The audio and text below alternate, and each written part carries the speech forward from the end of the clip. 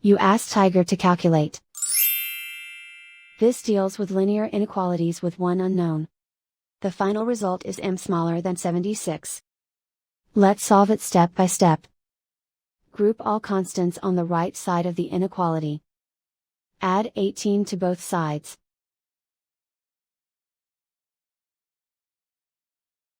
Simplify the arithmetic.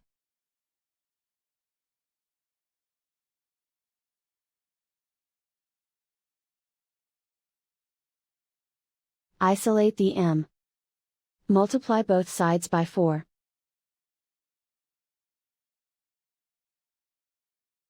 Group like terms.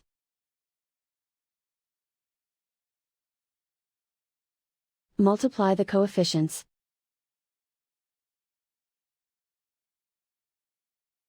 Simplify the fraction.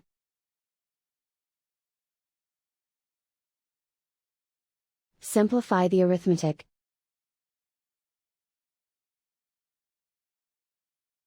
Plot the solution on a coordinate grid.